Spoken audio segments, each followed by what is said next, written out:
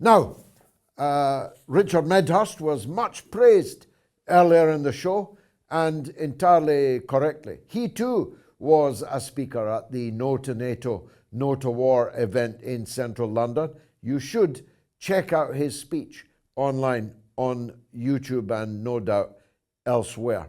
Richard Medhurst has followed the Manchester Arena crime and, more importantly, the crimes that lay behind that crime very closely.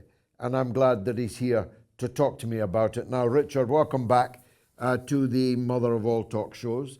I said earlier, before you joined us, that this crime in Manchester was located in a sick mentality of successive British governments who are prepared to support anybody as long as that anybody is against the other person that we oppose. My enemy's enemy is my friend. We're ready to support Nazis in the Ukraine, and we're ready to support ISIS and Al-Qaeda in Syria and in Libya because we didn't like the ruler then. And that exploded. That chicken came home to roost and killed all our beautiful children in Manchester, didn't it? Yes, it did, George. Thank you for having me on again, and it was great seeing you at the speaking alongside you at the No to NATO rally. The Manchester bombing, as you said, I think it's another sick consequence of our foreign policy because everyone knows by now that in the 1980s, when the Soviets were in Afghanistan, the CIA was funneling stingers and weapons and training to the Mujahideen, who later branched off to become Taliban and Al-Qaeda. You can look at history and you see these examples in the last couple of decades of Britain and the United States funding the enemy of our enemy, and then when the Soviets are gone, the ones that we funded become our enemy, and they're suddenly off their leash, so to speak. The Manchester bombing, I think, is really astounding how they censored documents in the inquiry just to protect MI5, and the press say that MI5 could have acted or may have had a chance to act on intelligence, as if they didn't know who the bomber was.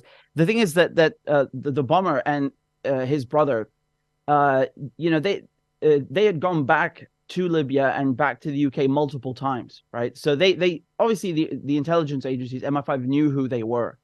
And then after they commit this terrible this terrorist attack in Manchester in the Ariana Grande concert, they say that, maybe we didn't know, or maybe we didn't judge the risk accurately, and that's why MI5 didn't give anything to the counterterrorism police. I mean, this is laziness at best. If we were talking about another sector, if we were talking about maybe hospitals in this case, they'd be fired, because over and over they act like they didn't know and they weren't sure. And there's a whole list of attacks in Europe and the United States that have taken place. Whether we're talking about, for example, the Paris attacks, the police, they had information about the Paris attackers and their radical views before the attack. And they had even used SMS to communicate with each other. SMS, which is unencrypted. So they put in all this mass surveillance to protect us, quote unquote. And then they let attacks happen by people who, number one, they knew about, and number two, were communicating over SMS. The Brussels attacks, the Belgian police in that case, they also knew about these terror cells in 2015. So that's a year before the attacks. In Florida, the FBI, they knew about Nicholas Cruz. The Normandale Park shooting, Colorado shooting. There's a long laundry list of the police knowing about these individuals and letting them do this. Because once again, even if you say it's not their fault, then at best they're absolutely incompetent and should be fired, because they are literally killing people. So at best they're incompetent, and at worst they're complicit by letting these things happen. And then their solution to all this is more mass surveillance, clamping down on civil liberties even more. So I think it's absolutely disgusting that they arm and train these people and then turn the other way and let them carry out these attacks. Yes, they didn't read Frankenstein, at least until the end. They didn't read it. If they had read it to the end, they'd know that you build these monsters and then they break free. That's why they're called monsters, because you cannot control them. And we have now done this since the 1980s. Arguably, we did it in Egypt in the 1950s by building up the then Islamist trend because we hated Nasser, because he nationalized the Suez Canal running through his country. But leave that aside. From the 1980s, we have been supporting, funding, arming, propagandizing for one after the other of the alphabet soup of Islamist fanaticism. Most recently in Syria, but prior to that in Libya. And it came back and murdered our children. Yeah, absolutely, George. And the tragedy of this is that they, some people then look at this and think it's a great opportunity to demonize refugees because the Manchester bomber, I believe he was rescued aboard a Royal Navy ship. Yeah, I mean, that's not really the point here. The point is that he was allowed to leave the UK, go fight in Libya, and come back to the UK and never stopped or questioned. That is the issue. It's not that he was rescued aboard a ship among other refugees who could have drowned and were in duress. Because once again, we are the ones creating the refugees. They're for those who claim that refugees are quote unquote invading the West, it's actually the West invading those refugees' countries and creating those refugees in the first place. So if you don't want refugees, then don't bomb Libya and don't bomb Iraq and don't bomb Afghanistan. It's very simple. But nevertheless, I think. Syria is again, as you raised, another potent example of that, because Turkey, who's another NATO member state, was letting all these foreign fighters come in and go through the border and let arms go through the border. And they basically had a rat line, what you call a rat line of weapons coming in from Libya, and then from people coming from Tunisia, from the UK, from wherever, to go and fight into Syria.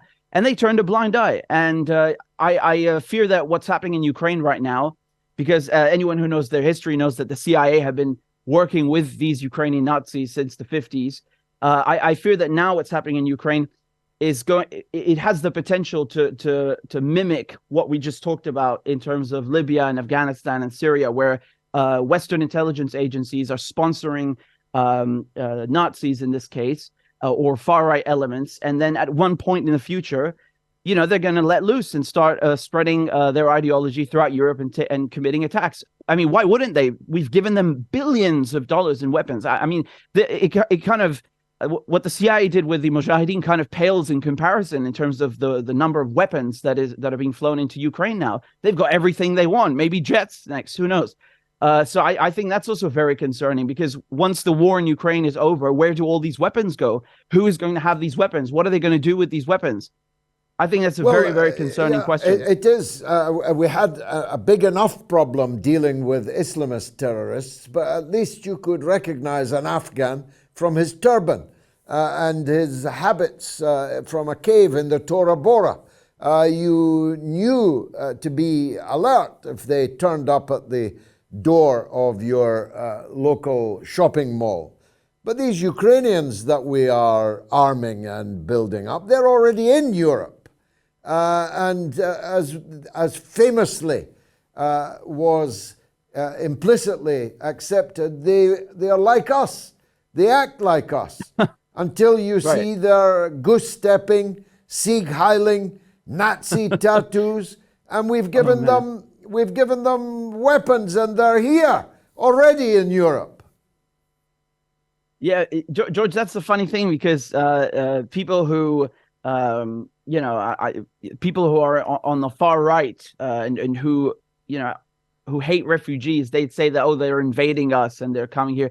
I mean, for Afghan refugees and Syrian refugees, and once again, the vast majority are number one, legitimate asylum seekers. They're legitimate refugees, and number two, they are coming because we destroyed their country. They had a very tough time getting in.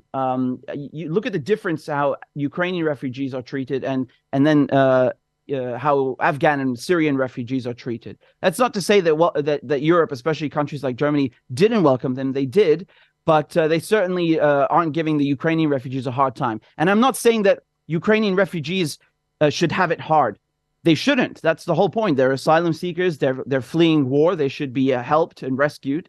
But as you just pointed out, we've let those people who are concerned about refugees. What are they going to say about the Ukrainian refugees who got it much more easily? And then in the future, I think there's a tiny risk that you might find among them people on the far right, people who identify as Nazis, who are Banderists, who've continued that line of thinking since World War II. So aren't they concerned about that? Because I haven't heard anything really from the ones complaining about Syrian refugees, complaining about Ukrainian refugees having Trojan horses amongst them. I don't subscribe to that thinking, but I'm just pointing out the hypocrisy. You will hear. Richard Medhurst, as always, thanks for joining us on the Mother of All Talk shows.